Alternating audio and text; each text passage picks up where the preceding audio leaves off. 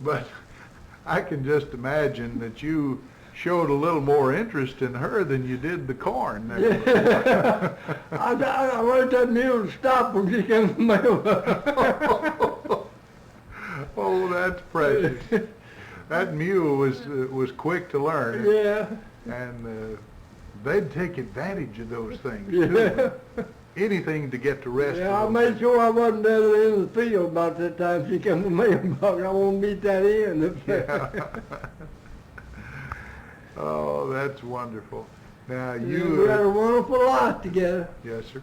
Did you, you'd married along about 1925, and the Depression came on about 30, 29, 30, 31, 32, 33. Did you leave here and go to Detroit? No, I never was in Detroit. Uh-huh. I went to Cleveland, Ohio once to see about a job that didn't work in it. Stayed up there 3 days and then come back home. That's the only place I ever went hunting work. Mm-hmm. I always found something to do here. Yeah. Now, you didn't farm all of your life, No, though, did you? no. I worked TVA for about, when they started the dam up here, I worked for them about 5 years. And then I went to work for Alco Alloyd, it was, Mm-hmm. and I worked there 21 years and retired. That was a good place to work. Yeah, wasn't it was. Of course, I enjoyed it's it. still operating under a different name, Yeah, I suppose. Or It's it changed hands a time or two. SKW now. Yes, sir. Sauerkraut, I reckon. Well, whatever it is, those plants coming in here made a big difference Oh, in it did. It all of Marshall County. really helped me a lot. I'll tell you that them plants did. Yes, sir. 21 years I worked down there. It really helped me. And that qualified you for Social Security and probably a pension Yeah, also. I got two pensions worked out down there. Uh-huh. Joe. Very good. Yeah, it's worth a whole lot to me. Now, after you started working at TVA, you stayed there about 5 years. What did you do there? I served a apprenticeship as a cement finisher. Worked as a cement finisher. Mm-hmm. That's what I did with TVA. And when they started building these plants, well, I quit TVA. I worked down there until they got that plant started as a cement finisher. Uh-huh. You worked in the construction field Yeah. then. It was construction. Did you ever work with Elsie Ray any? Oh yeah, we rode together to work a lot, all the time. We lived like close together. The dam, when I was working building the dam. Uh-huh. We rode to work together all the time. I worked with him. He done carpenter work. Yes, sir. All right, tell us what you can remember about Calvert City when you were growing up. Was it, see, they had a big store here, a big general store. Was that was Draffin's? I guess. Draston, but Merton Luther Draston. Well, I can remember when they run a shoe store up there. Mert worked, Luther, Mert, I believe, no, it's Luther, worked on the railroad and Mert run the shoe shop. Mm-hmm. I believe that's the way it was. Yes, sir. Just right above where the old store is now there. And they run that for years. And leather shop, harness, made harness, shoe shop. I believe Mert was the one that worked in there. One of them worked on the railroad and kept buying stuff, you know, and they worked together. Yeah, I can remember when. Sometime or other, they got a bank started. Yeah, they got a bank started. And Now, Mr. Draffin was also one time an automobile dealer, wasn't he? Luther was, yeah. Yeah. Luther dealt in cars. And Then he became quite interested in bringing industry plants in here. he worked hard for this industrial center, and Mr. Jackson done a lot of good. Yes, sir. I went to school with his son, William Roy, up at Murray. Yeah, William Roy come to see us every time he comes in. He used to come every 2 weeks anyway, him and his wife.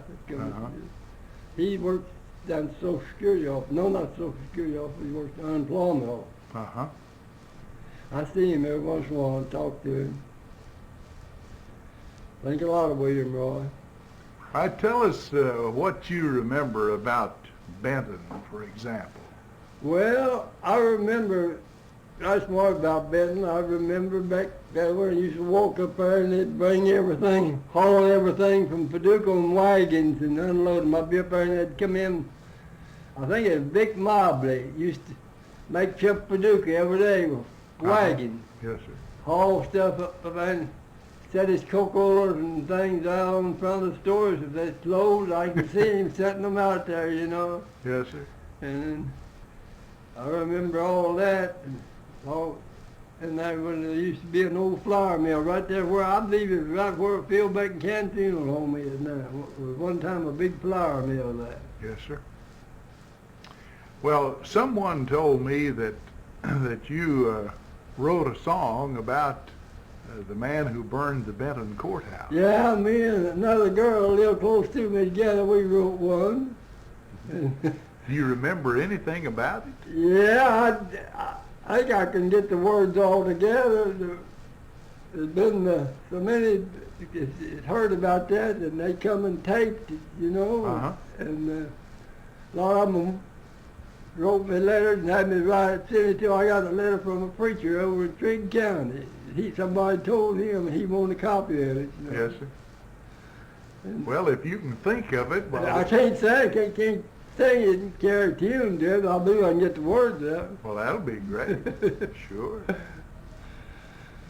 Come on, you rounders, if you want to hear a story told of a county court clerk here. George E. Slaughter had an awful name with the match in the coal can. He won his fame. He went to Smith's grocery, got a coal can, carried it to the courthouse and caused a flame. Was nothing else to Georgie but his awful name. He went down the road and was going some. The higher the flames got, the faster George run. Said, look out, boys, and let me go. I'll be in Paducah by 4:30. When he got Paducah, well, the sun began to shine. George then began to look for a place to dine. He found a place on the 12th of Broadway, and there he retired for a 3-hour stay. Well, they dug for Georgie until Friday at noon. At last they decided he'd gone in balloon. But the news came out that you all know that George was in Old Cairo. When he got to Cairo, he rode back home. Says, come on, my honey, we'll be going some. But the cop got busy with a warrant in his hand, and they brought George back to the same old stand. They brought him back on the evening train. It was awful cold and drizzling the rain. His folks all met him with an awful wail, but they carried little George right on to jail. When Georgie Slaughter was released on bail, Uncle Mac went in and turned him out of jail. And the judge turned to Georgie, and this is what he said. My son, it is a pity that you had not have died, for the Commonwealth of Kentucky is going to give you a ride. Yeah. Well, I'll tell you, that's See that great. girl, I get out, go up there and tell, I just, about 19 years old, Uh-huh. I get up evidence what was going on, you know, and tell them we just put it all together and wrote it. And wrote the song, and that tells the whole story. Well, that's really great. We appreciate that. And I had heard a number of people say that you were involved in a song that told the story of burning the courthouse. This was a fellow here from Missouri. Well, I got a cousin lives up by me, so we live over in Missouri. Him and my cousin come to see me, and he got his tape. He wanted it. Yes, sir. Well, we don't have an awful lot of time left, but I'd like to. Were you ever sick a great deal, Mr. Smith? Well, I've had back surgery and gallbladder surgery. And, Tell us about some of the old-time remedies your mother used to cram down you. Did you have to take castor oil? Yeah, take castor oil and asphalt, go with asphalt around your neck, you know. Yes, All last time? You know, I've mentioned aspidity so much that Dr. McLean's daughter. Yeah, I know Dr. McLean, he's been in my house many times. Yes, sir. Well, Betsy found an old display of aspidity. Yeah. And so she bought that and gave it to me because she'd heard me mention it on the radio so much. I'm real pleased to have it, of course. And you have time there on the tape, I like a poem that I learned when I was second grade at school. Oh, I'd love to have it. Yeah, sure, we have that. We got about 4 minutes. I just meant we were getting on toward the end. I like to get that poem because a lot of people never heard it, and it's a true and a very nice little poem, you know. Yes, sir. You go right ahead. I was once a little chicken, and his friends were very few, for he thought there was nothing in this world but what he knew. He was always in the farmyard, had a very forward way, telling all the hens and geese and turkeys what they ought to do and say. Mrs. Goose, he said, I wonder why your golden you should let go out peddling in the water, it would kill them to get wet. And Mrs. Hen, he began at her one day, what makes you sit all the summer in your nest up on the hay? Why don't you come out in the meadow where the grass with seed is filled? If I should, said Mrs. Hen, then my eggs would all get chilled. No, they won't, replied the chicken, and no matter if they do. Eggs are really good for nothing. What's an egg to me or you? What's an egg, said Mrs. Hen? Could it be that you don't know? You yourself was once in an eggshell just a little month ago. And if kind wings had not warned you, you would not been out here today telling us hens and geese and turkeys what we ought to do and say. Now be very wise and show it, a pleasant thing, no doubt. But when young folks talk to old folks, they should know what they're talking about. I learned that when I was... Oh, and I never did forget it. that is wonderful. That's great. It always just to stay with me. I always thought it had a lot of truth to it. Yes, sir. It's got a good lesson to it. Yeah. And that's some of the things we used to learn in school at,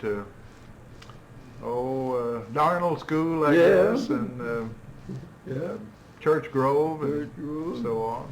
Yeah. I remember they made us memorize a lot of poems when I was in school. Yeah, nearly every week so you'd have some to memorize. Mm-hmm. In fact, they used to, you better not tell the Supreme Court, but we used to memorize a Bible verse. And the teacher would have us say a Bible verse. Yeah, I can remember that. And I remember a little boy that would always say, Jesus wept. Yeah. Of course, that was a Bible verse, the shortest verse in the scripture. He thought that was funny because, of course, he only had learned I still 2 believe words. we ought to have more of that in the school with Smokefield, but I don't know, I might be wrong. Well, maybe we are, but it didn't kill us, did No, it? it didn't hurt us a bit in the world. Well, we have now just 1 more minute. Do you have any particular story you'd like to finish with? You got anything funny that happened to you, or your most embarrassing moment? Well, not really. There's a lot of them too, but I can't think. Can't think right now. Well, I tell you, Mr. Smith, it's been a real joy to talk with you, and we appreciate your allowing us to come. This is the home of Tommie B. Smith at 16 Arizona Street in Calvert City. This is Ray Mofield speaking on the Oral History Broadcast, returning you to our studios in Benton.